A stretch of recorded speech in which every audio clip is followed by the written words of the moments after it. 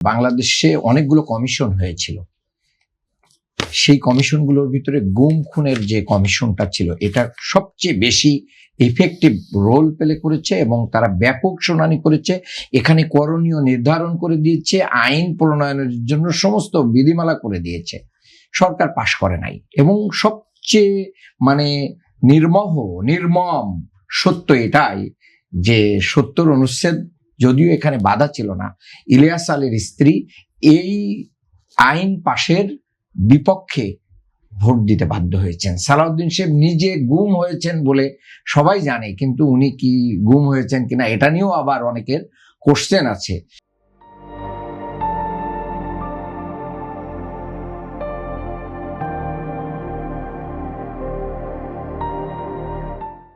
যে উনি এটার বিচার বা এটা নিয়ে অন্য যে পদক্ষেপ, সেই ব্যাপারে ওনার আগ্রহ কম।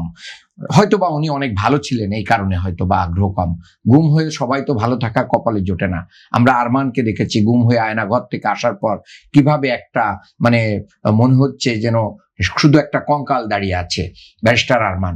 এবং আমি তাকে দেখেছি একবারে গুম হয়ে ফিরে আসার পরের দিন আমার সাক্ষাতের সুযোগ হয়েছে। আমি সেদিন অভ্যুত্থানের পরে যেদিন ব্যারিস্টার ব্রিগেডিয়ার আজমি যেদিন ফিরে আসলেন, আব্দুল্লাহ আমান আজমি, সেই দিন আমার সাথে প্রথম তার সাক্ষাৎ হয়েছিল ইবনে সিনা হাসপাতালে।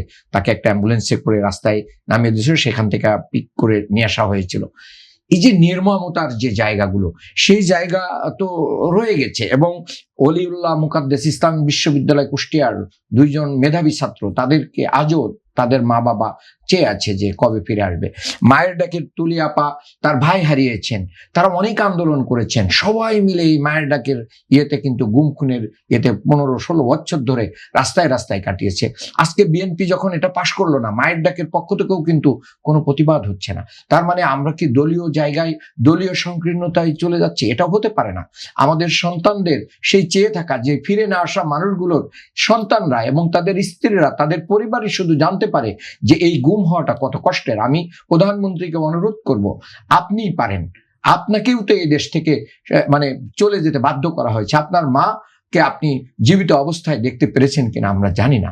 যে এই জায়গা থেকে এসে বাংলাদেশে আপনার দ্বারাই শুধুমাত্র সম্ভব এই গুম খুনের আইন পাশ করে একটা কার্যকারী ব্যবস্থা। গুম কমিশনের যদি কোনো দুর্বলতা থাকে, ত্রুটি থাকে, আপনারা জাতির সামনে সেটা স্পষ্ট করুন। সেটা স্পষ্ট না করে এই গুম খুনের আইন পাশ না করাটা, মনে করি এটা সরকার অন্য কোনো জায়গাতে ডিটেক্ট হয়ে এবং ডিরেকশন পেয়ে সরকার এটা করতে অনিচ্ছা প্রকাশ করছে।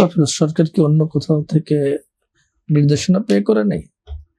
না, সেটা আমি সন্দেহ করব না, কারণ গুমের শিকার তো বিএনপি নিজে।